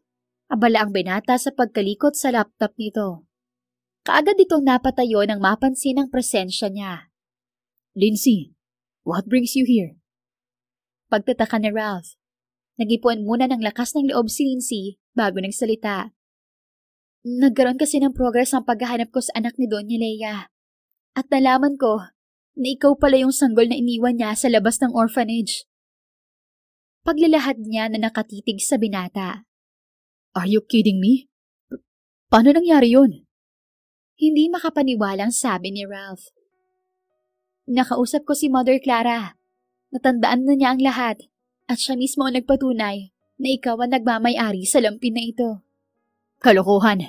Dahil lang sa nakaborda sa lampin na yan ng mga letrang L at M, ay ako na ang nawawalang anak ng dati mong amo. At paano kung nagkakamali si Mother Clara?" Sabi ni Ralph habang umiiling. "Mabuti pa, sumama ka sa Maynila para makilala mo si Doña Leia." Suwestyon ni Lindsay. "I'm sorry, Lindsay. Pero hindi ko sasayangin ang oras ko sa walang kwentang bagay. Saka, ano naman kung siya ang nanay ko? Matagal na niya akong inabandona. Para sa akin, patay na siya." Mariing sabi ni Ralph. Please, bigyan mo siya ng chance para itama ang pagkakamali niya. Ralph, malay mo, may dahilan kung bakit niya nagawa yun. Kumunot ang noon ni Ralph habang pinagmamasdan ng dalaga. Hindi na ako magtataka kung bakit mo siya kakampihan. Palibhasa, parehas niyo akong iniwan. Panunumbat ni Ralph. Alam kong galit ka sa akin, pero wag mong idamay si Doña Leia. Kahit bali-baligtarin mo pa ang mundo, ay nanay mo pa rin siya, Ralph. Tama na. Ayoko nang marinig ang sasabihin mo. Mabuti pa, umalis ka na. Taboy ni Ralph sa kanya. Sandali lang, Ralph. Pakinggan mo muna ako. Kailangan ka ni Doña Leia ngayon dahil may cancer siya. Malala ng lagay niya. Nais kanyang makita bago man lang siya mawala sa mundo. Pag-amin ni Lindsay. Natulala naman si Ralph. Tila binuhusan ito ng malamig na tubig. Anong sinabi mo? Meron siyang sakit? Tamang narinig mo, Ralph. Please, sumama ka sa Maynila. Mas makabubuti kung magpa-DNA test cat si Doña Leia. Nang sa ganun, mapatunayan natin na mag-ina talaga kayo. Ilang minuto ang lumipas pero walang imik si Ralph. Tila hinahati ang puso nito at isip kung sasama ba sa dalaga o hindi. Sige, pumapayag na ako. Sa wakas, nagsalita na ang binata. Nakahinga naman ng maluwag si Lindsay. Salamat. Promise, ito na ang huling beses na aabalahin kita, Ralph. Subalit wala siyang natanggap na tugon mula kay Ralph. Nakatingin lang ito sa kawalan. Halatang naguguluhan pa rin ang isip nito. Samantala, agad na inasikaso ni Lindsay ang pagpunta sa Maynila. Mabuti na lang mayroon siyang kaibigan na nagmamay-ari ng private chopper. Nakausap siyang hiramin ito. Pinagbigyan naman siya ng kanyang kaibigan. Malapit lang naman ang Pampanga, pero mas mabilis kung private chopper na lang para mas mabilis silang makarating kay Doña Leia. Lalo pat binalita sa kanya ng kasambahay ng Doña na lalo itong nangihina dahil sa sakit nito. Kinabukasan, agad na bumiyahe si Lindsay at Ralph patungong Maynila. Nadatnan nila si Doña Leia sa mansyon nito na nakaratay sa kama. Inalagaan ito ng personal nurse nito. Lindsay, sa wakas, nandito ka na. Sinong lalaking kasama mo? Siya na ba ang anak ko, iha? Tanong agad ng Donya. Pinilit nitong bumangon saka umupo sa wheelchair. Inalalayan naman ito ng nurse. Opo, siya po si Ralph. Ayon sa madreng kausap ko, nakabalot kay Ralph ang lampin na ito nang iniwan siya sa labas ng orphanage. Sagot ni Lindsay. Ibinigay niya sa Donya ang lampin. Kaagad na pinagmasdan ni Doña Leia ang lampin. Naluha ito sa sobrang tuwa. Ito nga ang lampin ng baby ko, Lindsay. Naiiyak na sagot nito habang nakatitig sa lampin. Maya-maya, binalingan nito si Ralph. Hinaplos nito ang pisngi ng binata. Anak, patawarin mo ako dahil iniwan kita doon. Hindi ko kasi kayang tustusan ang pangangailangan mo. Sa ampunan, mas magiging maayos ang buhay mo. Paumanhin ang Donya sa matagal na nawalay na anak. Talaga po? Mukhang nakakaangat ka naman po sa buhay. Ang ganda nga po ng bahay mo. Pabalang na saad ni Ralph. Masama pa rin ang loob sa ina. Mahirap lang ako noon. Pero pinalad ako magtrabaho sa ibang bansa. Nang makapag-ipon, ay umuwi na ako sa Pilipinas at nagtayo ng mga negosyo. Pasensya na dahil ngayon lang ako nagkaroon ng lakas ng loob at pagkakataon na hanapin ka. Ang dami kasing nangyari. Saad ni Doña Leia, dahil sa matinding emosyon ay halos sumikip ang dibdib nito. Nag-alala naman si Ralph para sa matanda. Kumalma ka po. Sorry po sa sinabi ko. Naaawang paumanhin ni Ralph dito. Hindi pa po kumpirmado kung mag-ina po talaga tayo. Pero nasumbatan na kita. Sorry po. Nadala lang ako ng emosyon ko. Sa tingin ko po, Mas maganda kung magpapa-DNA test tayo. Hindi na kailangan, anak. Unang kita ko pa lang sa'yo. Alam ko na ikaw ang anak ko. Kamukha mo ang tatay mo eh. Sagot ni Doña Leia. Muling naging maaliwalas ang mukha nito. Samantala, tahimik lang na nakikinig si Lindsay sa mag-ina. Masaya siya dahil nagkasama na ang mga ito. Maya-maya, naisip niyang lumabas ng silid ng Donya upang bigyan ng privacy ang dalawa. Sinenyasan niya rin ang nurse na sumunod sa kanya. Pagkalabas ng kwarto, ay nagpunta siya sa garden area. Pinagmasdan na lang niya ang magagandang bulaklak. Nakipagkwentuhan din siya sa hardinero na si Mang Ruel. Hanggang sa hindi niya namalayan ang paglipas ng oras. Malapit nang magdilim kaya napagpasyahan na niyang umalis. Hindi na siya nagpaalam kay Doña Leia at Ralph dahil ayaw niyang istorbohin ang mga ito. Palabas na siya ng gate pero narinig niya na may tumatawag sa kanya. Iha, saan ka pupunta? Binalingan ni Lindsay ang pinanggalingan ng boses. Nakita niya si Doña Leia. Nasa likod naman ito si Ralph. Ang binata ang tagatulak ng wheelchair. Uuwi na po ako sa kondo ko, Doña Leia. Maiwan ko muna po kayo para makapag-usap kayo ng masinsinan at makapag-banding ni Ralph. Magalang na sagot niya rito. Sandali, Iha. Pwede bang manatili ka na muna rito? Total, dito ka naman talaga nakatira noon. Habang nandito pa ako, gusto kong makasama ang mga importanteng tao sa buhay ko. Pakiusap ni Doña Leia. Pero nariyan naman po ang anak mo. Kailangan niyo pong mag-catch up sa isa't isa dahil matagal kayong nagkalayo. Ayoko pong makasira sa bonding niyo. Pagtanggi ni Lindsay, batid niya na magiging awkward ang sitwasyon kapag makasama niya sa iisang bubong si Ralph. Hindi tumugon si Doña Leia, subalit baka samantala nito ang kalungkutan. Lindsay, pagbigyan mo na si Mami. Naglalambing lang naman siya sa'yo. Si Ralph ang nagsalita. Tingnan mo, kinukumbinsi ka rin ng anak ko. Pumayag ka na kasi, Iha. Pagsigunda ni Doña Leia. Sige po, dito muna ako titira, pero pansamantala lang po. Sa huli, pumayag din si Lindsay. Nakakatuwa naman. Excited na akong makabanding kayong dalawa. Nagagalak na sambit ni Doña Leia. Tila bigla itong lumakas. Ngumiti si Lindsay bilang tugon. Ang totoo ay naiilang pa rin siya sa dating nobyo. Pero ikinubli na lang niya yun. Itinuon na lang niya ang atensyon sa pag-aasikaso sa Donya. Dumaan ang mga araw hanggang sa napagpasyahan ni Doña Leia na mamasyal sa iba't ibang lugar. Nais nitong sulitin ang nalalabing panahon.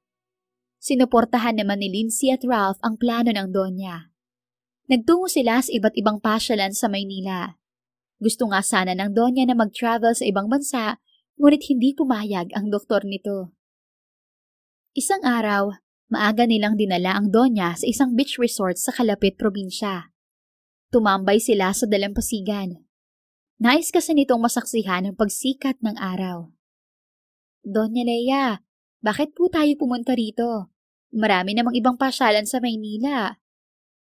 Usisan ni Lindsay. Silang lang dalawa ng Donya ang magkatabi. Umalis kasi si Ralph upang bumili ng almusal nila. Narealize ko kasi na hindi pa ako nakakakita ng sunrise. Masyado akong naging busy sa pagtatrabaho, kaya naging mabilis ang pagtakbo ng oras. Akala ko noon, kapag marami kang pera, mas magiging masaya ako. Hindi ko naiisip na mas may importante pa roon. Katulad na lang ng paghahanap ko sa anak ko. Sambit ni Doña Leia habang nakatingala sa langit. Pero ang importante ay magkasama na po kayo. Pilit na pinagaan ni Lindsay ang loob ng Donya. Tama ka, Iha. Siya nga pala, pwede bang humingi ulit ako ng pabor? Oo naman po, ano po yun? Kapag namatay ako, ay iiwanan ko ulit ang anak ko. Tiyak, masasaktan siya. Kaya sana ay damayan mo siya. Sambit ni Doña Leia. Opo, promise po yan. Gumuhit naman ang ngiti sa mga labi ni Doña Leia. Sorry dahil natagalan ako. Ang haba kasi ng pila sa counter area. Napatingin si Lindsay at Doña Leia sa nagsalita. Iyon ay si Ralph. Kararating lang nito mula sa convenience store. Mami, itong fruits po ang kainin mo. Wika ni Ralph sa ina. Sunod naman itong binalingan si Lindsay. Ito naman, para sa iyo tong brownies.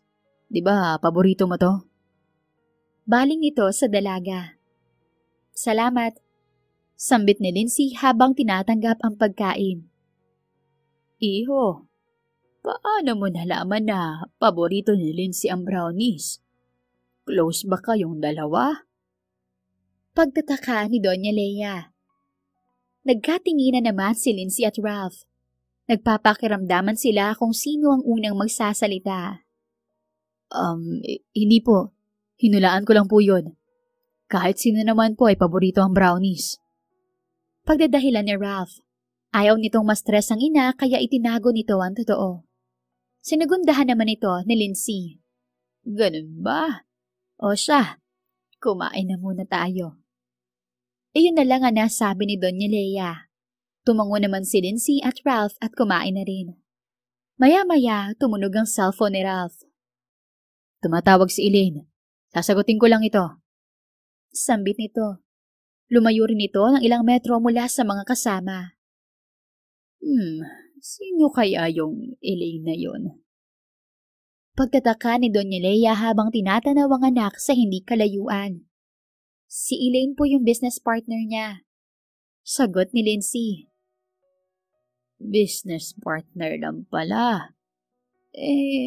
Bakit ganyan ang mukha mo? Bakit parang magseselos ka? Usisa ni Doña Leia. Po, ano pong ibig mo sabihin? Iha, kahit hindi kayo magsalita, ay napapansin ko na may pagtingin kayo para sa isa't isa ng anak ko. Nakikita ko yun sa mga mata nyo. Pero hindi ko maintindihan kung bakit nyo pinipigilan ang nararamdaman nyo. Mahabang kwento po eh. Nangyari po yun 5 years ago. Hindi kita pipiliting magkwento. Pero may advice ako. Life is shorter than you imagine. Gawin mo kung ano magpapasaya sa'yo. Ang importante, wala kang tinatapakang ibang tao. Sabi ni Doña Leia. Tatandaan ko po yan, Doña Leia. Tugon niya sa kapinisilang kamay ng Donya. Habang nag-uusap ay napansin nila ang unti-unting pagsikat ng araw. Napakaganda nitong pagmasdan kaya sabay silang napangiti. Maya-maya dumating na rin si Ralph. Maging ang binata ay naaaliw sa nakikitang tanawin. Patuloy nilang pinagmamasdan ng sunrise. Ngunit paglipas ng ilang oras ay sumama ang pakiramdam ni Doña Leia. Hinikayat nila itong magtungo sa ospital pero tumanggi ito. Mas gusto ng Donya na umuwi sa bahay nito. Sinubukan pa nilang pilitin si Doña Leia pero nanindigan ito. Dahil doon, wala silang nagawa kundi pagbigyan ang nais ng matanda. Pagka-uwi ay inalalayan nito ng nurse saka dinala sa kwarto nito. Samantalang nagtungo sa kusina sina Lindsay at Ralph. Personal nilang inasikaso ang pananghalian ng Donya. Habang naghihiwa ng mga gulay ay pareho silang walang imik. Tila mapapanis na ang kanilang laway. Lindsay, gusto ko palang magpasalamat dahil inalagaan mo si Mommy. Sa wakas, nagsalita na si Ralph. Oh, wala yun. Parang nanay ng turing ko kay Doña Leia. Gusto ko rin palang mag-apologize dahil ginantihan kita. Napaka-childish ng ginawa ko. I'm really sorry. Okay lang. Malaki ang kasalanan ko kaya naiintindihan kita. Sambit ni Lindsay. Pero may kasalanan din ako kung bakit mo ko iniwan. Kinontrol kita noon. Pinilit din kitang magpakasal. Kahit alam kong hindi ka pa ready. Pag-amin ng binata. Ralph, cheer up. Mag-move on na tayo mula sa nakaraan. Ang importante, marami tayong natutuhan. Pwede natin yung i-apply sa present at future natin. So, okay na tayo? Can we be friends? Saad ni Ralph, iniabot din nito ang kamay sa dalaga. Siyempre, iyon naman talaga ang gusto ko. Basta, wala nang gantihan ha. Tugon ni Lindsay saka tinanggap ang kamay ng binata. Dahil sa kanilang naging usapan ay parehas na gumaan ang loob nila. Maya-maya biglang dumating ang personal nurse. Tila natataranta ito. Sir Ralph, Ma'am Lindsay, may nangyari po kay Doña Leia. Tarantang saad nito. Anong nangyari kay Mommy? Pag-aalala ni Ralph. Akala ko natutulog lang siya. Hanggang sa napansin ko, nakakaiba na ang kulay niya kaya pinulusahan ko siya. Pero wala na siyang response. Sa tingin ko, patay na siya. Paglalahad ng nurse. No, that can't be. Mariing saad ni Ralph. Tumakbo ito papunta sa kwarto ng ina. Agad namang sumunod si Lindsay at nurse. Pagkarating ay napagtanto nila na tama ang tinuran ng nurse. Parehas silang natulala. Hindi nila alam ang gagawin. Maya-maya kahit nangangatog ang mga tuhod, ay pinilit maglakad ni Ralph upang makalapit kay Doña Leia. Mommy, gumising ka. Marami pa tayong lugar na papasyalan. Sabi nito habang lumuluha. Nayakap din ito ang walang buhay na katawan ng ina. Ralph, tama na. Wala na si Doña Leia. Saad ni Lindsay habang inihimas ang likod ng binata. Maging siya ay emosyonal, pero nagpapakatatag siya para rito. Hindi naman sumagot si Ralph. Patuloy lang ito sa paghikbi. Sa puntong iyon ay nabalot ng kalungkutan ng buong kwarto. Kahit mahirap ay tinanggap ni Lindsay ang pagpanaw ng pangalawa niyang ina. Tiyak masaya na ito sa langit dahil hindi na ito pahihirapan ng sakit nito. Siya na rin ang nag-asikaso sa burol nito. Kailangan niyang tatagan ng loob para kay Ralph. Batid niya na ito ang pinakanasasaktan sa nangyari. Halos hindi nga ito makausap. Palagi nitong gustong mapag-isa. Nagpatuloy yon hanggang sa lumipas ang mga linggo. At nailibing na si Doña Leia. Isang gabi na pagtanto ni Lindsay na dapat na siyang umalis sa bahay ni Doña Leia. Agad siyang nag-impake ng mga gamit. Habang bitbit ang maleta ay napadaan siya sa kwarto ni Ralph. Kakatok pa lang sana siya pero biglang bumukas ang pinto. Lindsay, bakit may dala kang maleta? Saan ka pupunta? Tanong ni Ralph habang nakakunot ang noo. Magpapaalam lang ako. Wala nang dahilan para magstay ako rito kaya aalis na ako. Babalik na ako sa bahay ko. Isa pa, may negosyo rin akong kailangang harapin. Sambit ni Lindsay. Bakit pa? May karapatan ka rin naman sa bahay nito. Diba, sabi ng abogado ni Mami ay sa ating dalawa ay pinamana ni Mami ang mga ari-arian niya? Saad ni Ralph. Hindi ako makiklaim ng mana. Tinulungan niya akong abutin ang mga pangarap ko. That's more than enough for me. Anyway, I have to go, Ralph. Aalis na sana siya ngunit naramdaman niya na niyakap siya ng binata mula sa kanyang likod. Please stay, Lindsay. I still love you. Hindi ko kakayanin kapag nawala ka ulit sa akin. Sambit ni Ralph na ikinagulat ng dalaga. Ano bang sinasabi mo? Di ba tapos na tayo? Ginantihan mo lang ako noon kaya nakipagmabutihan ka sa akin, di ba? Nagugulumihan ang sabi ni Lindsay. Pinilit niyang kumawala sa binata. Iyon naman talaga yung plano ko. Pero habang napapalapit ako sa'yo, ay narealize ko na mahal pa rin kita. Akala ko kaya kong pigilan ang damdamin ko. Pero habang nakakasama kita, ay lalo akong nahuhulog sa'yo. I tried to push you away. I tried to ignore you and these feelings. But in the end, ikaw pa rin ang hanap ng puso ko. Mahal pa rin kita mula noon hanggang ngayon. Please, Lindsay, let's go back together. Tumaya ka ulit sa akin sa pangalawang pagkakataon. Pagtatapat at pakiusap ni Ralph. Sa totoo lang, natatakot pa ang binata na buksan ulit ang puso nito. Subalit handa itong sumugal bago pa mahuli ang lahat. Mahal nito si Lindsay. At hindi naman iyon nawala kahit kailan. Kaya handa itong tumaya ulit sa dating nobya. Pero paano si Elaine, Ralph? I know there's something going on between the two of you. Pinuntahan pa niya nga ako noon. Inutusan niya ako na layuan ka. Pag-aalala ni Lindsay. Ilang beses ko bang sasabihin na wala kaming relasyon ni Elaine? May asawa't mga anak na siya. Siguro, ginawa niya lang yun dahil ayaw niyang maapektuhan ang business namin. Napansin niya kasi na naging distracted ako simula nung nagkita tayo ulit. Paliwanag ni Ralph. Bigla namang nahiya si Lindsay. Pamilyado na pala ang babaeng pinagseselosa niya. Hindi man lang niya nahalata. Sorry, mali ako nang akala. Sobrang close niyo kasi ni Elaine at taminado akong nagseselos ako sa kanya.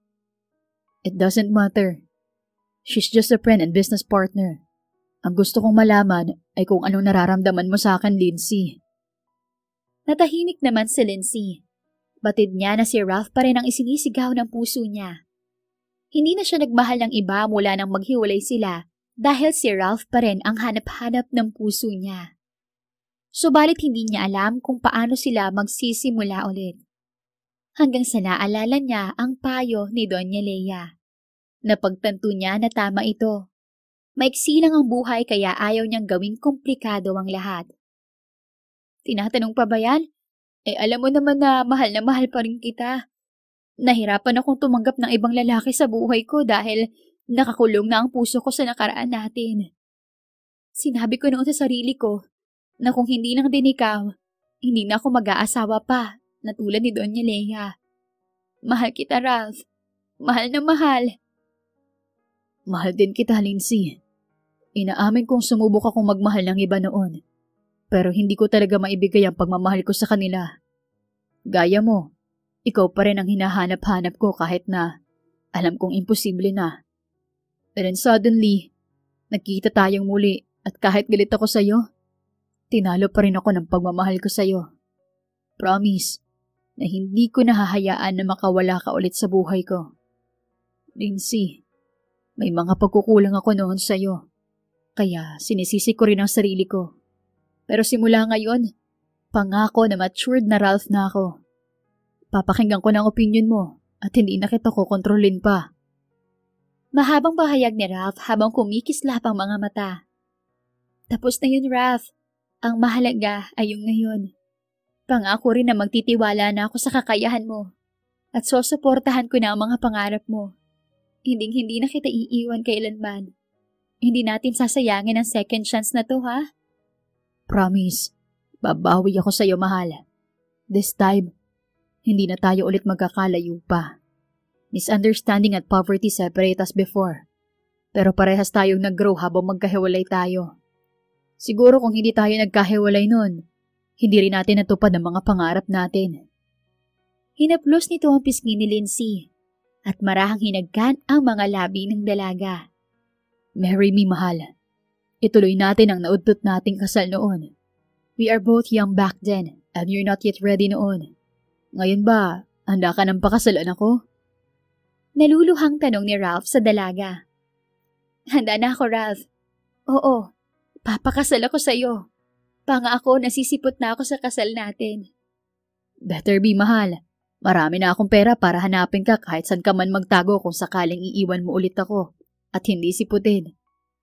Hahanapin kita kahit saan ka man magtago. I love you, Lindsay. Mahal din kita. At hinagkan ni Ralph ang nobya sa labi sa kaniyakap ng mahigpit.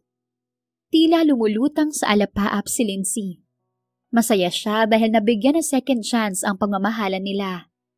Sa pagkakataong ito ay ipaglalaban niya ang kanilang relasyon kahit anong pagsubok pa ang dumating. Hindi na siya tatakas. Hindi na siya mawawala. Kalaunan hinanap din ni Lindsay ang kanyang mga magulang. Nais niya kasing mabuo ang kanyang pagkatao. Maging si Ralph ay hinanap ang ama nito. Nagpatulong sila sa mahuhusay na investigador. Hindi nagtagal, nagtagumpay si Lindsay na makita ang kanyang nanay at tatay. Napag-alaman niya na bunso pala siya sa 100 magkakapatid. Mahirap lang sila kaya dinala siya sa orphanage ng kanyang mga magulang. Naging madamdamin ang kanilang pagtatagpo, subalit kaagad niya ring ibinigay ang pagpapatawad sa mga ito.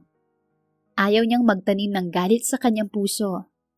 Nakilala niya rin ang kanyang mga kapatid. Ang iba ay may asawa na, kaya nagkaroon siya bigla ng maraming pamangkin. Kasabay nun, napag-alaman nila na matagal nang patay ang ama ni Ralph dahil nasangkot ito sa car accident. Pero kahit ulilang lubos na ito, ay nasa tabi naman ito ang nobya.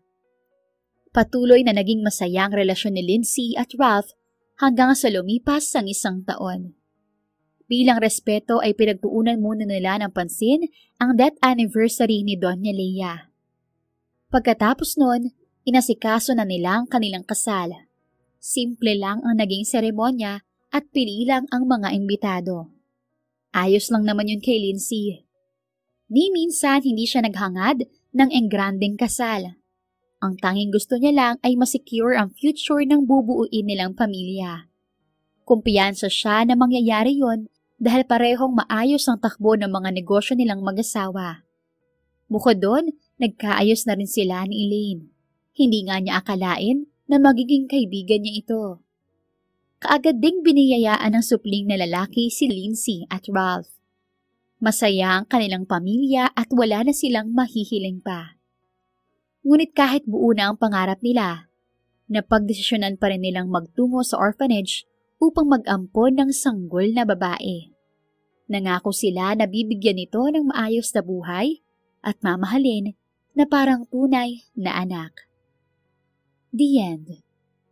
Kung nagustuhan niyo ang istorya natin ngayon, huwag kalimutang mag-share, mag-like, mag-comment at mag-subscribe. Thank you for watching and listening. See you on our next story.